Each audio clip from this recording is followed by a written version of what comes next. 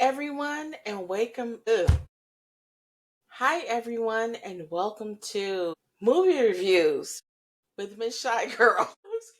Let's try this again. Hey everyone and welcome to movie reviews with Mz.ChiGurl, and I'm your host, Mz.ChiGurl. Yes, I'm just gonna admit it up front. I'm a little litty lit, and if you watched my random thoughts video, you kind of know why. But needless to say, the show must go on. And so I'm here with your movie reviews for the week. All right. So I picked three movies that I watched during the time frame when my mother was staying with me and I wasn't able to get material out to you. I wanted to talk to you about them because I thought they were kind of unique. Excuse me. I thought they were kind of unique and worth a check out. One is called Death of a Unicorn that stars Jenny Ortega. And here comes my menopause brain again. What is that man's name? Oh my God, I swear this menopause brain is driving me crazy. I can't remember anybody anymore. Okay, let's see. Paul Rudd. Jenny Ortega, you would know her from the TV show Wednesday, as well as the reboot of Scream. And Paul Rudd, you would probably know from Clueless, and it was something about This Is 40, I think is the name of it. Anyway, so you might recognize them from those two pieces of work. So basically, this movie, for me, I thought, how can I put it? I was thinking along the lines of what's the name of the movie? Never Ending Story. I thought it was just going to be something magical and fanciful with a little comedy and a little dark comedy mixed in, and that it would really be, something that engaged me. But no, this movie isn't as good as it should have been. I think it had potential. So the general consensus of this movie was, or the general summary of this movie was, a father and daughter accidentally hit and kill a unicorn while en route to a weekend retreat where the father's billionaire boss seeks to exploit the creature's miraculous curative properties. I thought, like I said, there was a lot of potential here and they just didn't hit it. What's surprising to me is that, so just so you know, this movie is on HBO Max, and that it was trending number one for, I want to say, at least 3 weeks. And I was just surprised that it got that far. It really, to me, wasn't as good as it could have been. And I think it was because they it was the script, honestly. I think the actors did a great job. I really love the guy who's from We Are the Millers. He did a great job with his part in the movie, as well as the father, which is, I want to say his name is Richard Wright. He's an English actor who I became aware of him from the movie Warlock that came out in the 80s. And so back to what I was saying, I think most recently he was in that movie. Is it called Saltburn, which is another movie I should talk about. But anyway, it was really good as far as acting. I just think the script didn't take me where I expected it to take me. And so as far as ratings, if I had to give it a rating, it was a letdown. I'm going to give it a 5 out of 10. So, of course, I didn't give you too much detail, so watch at your own risk. I will say this little bit is that when Paul Rudd runs, so basically the unicorn crosses the road and Paul Rudd hits it with his car. And when they hit the unicorn, it's somewhat still alive. The daughter receives some of the powers from the unicorn. And I guess that transference of energy like cured some of her things, like she had bad acne like me, and it cured it. And so when they arrived at the billionaire boss's home, the billionaire boss was intrigued by this, so they went and got the unicorn was in their car. You know what, I'm telling too much of the story. Check it out and tell me your thoughts on the movie. Do you think that I was too harsh by giving it a 5? Okay, the next movie that I watched was Borderline. Now, this movie was a surprise. I think the thing that intrigued me about this movie is that it starred Jack Nicholson's son. I can't remember his name right now. That's what I'm saying. Things are just menopause is a bitch. Okay, so Jack Nicholson's son's name is Ray Nicholson. His first movie that I'm aware of is Smile 2. He was in the sequel to the movie Smile. And he basically plays a stalker. This is another dark comedy. It also stars, was his name McDreamy or McSteamy? I need to look up what was his name. Eric Dane.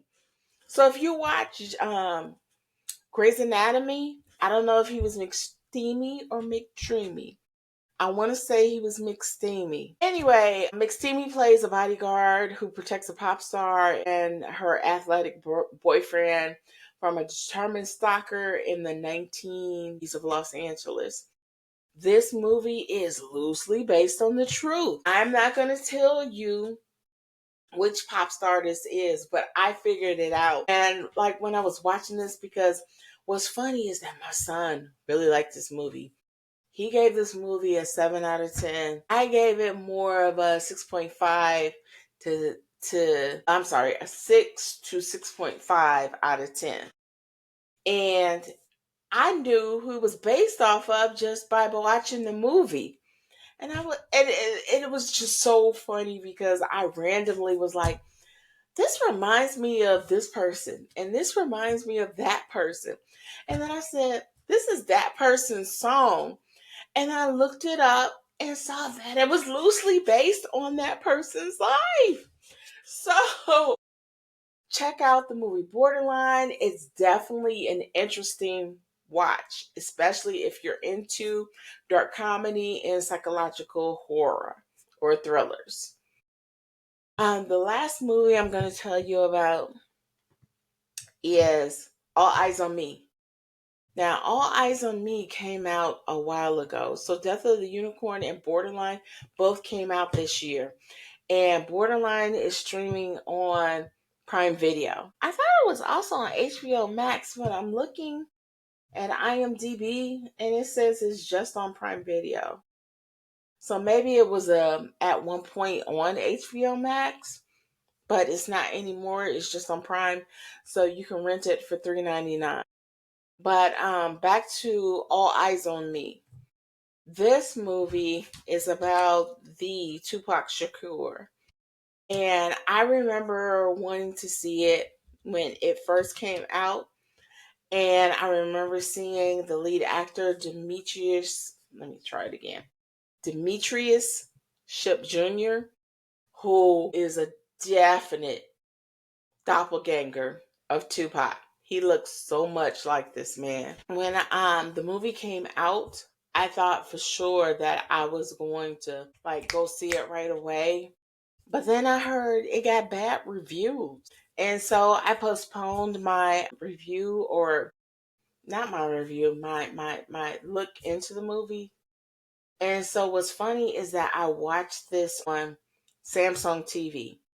So if you have a Samsung TV, you know that Samsung has all of these channels that include free movies with, some commercial interruption.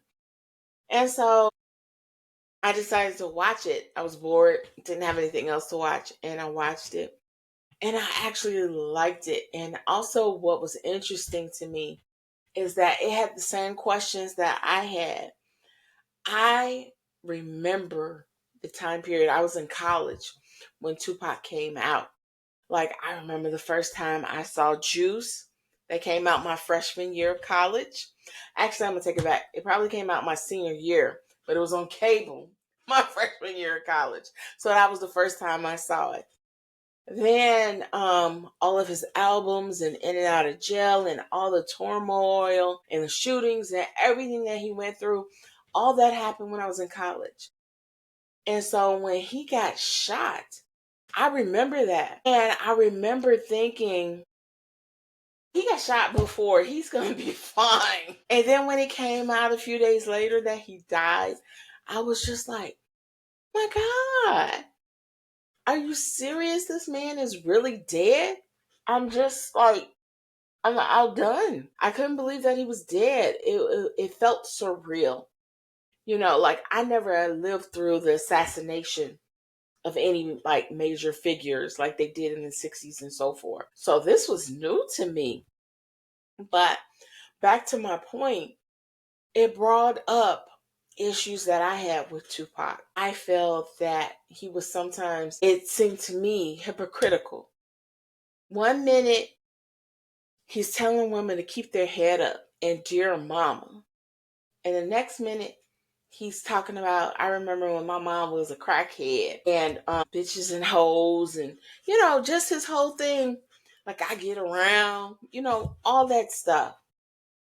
But they tried to explain his thought process, but I still think that his thought process was contradictory and that he really didn't have a pinpoint about what he really felt about certain issues. He would go from one extreme to the other, in my opinion. I still love Tupac. I remember when he dropped that double platinum album. I sure bought that bitch and I was banging and stuff. And then when he did Machiavelli and Hail Mary is still my ish. And it was like watching this movie had me playing Tupac. And it was funny. I remember when my son was younger and he would say that because he wasn't into rap. So the only way he knew about rap was through me. And so I remember he got teased at school because he didn't know who Tupac and Biggie were.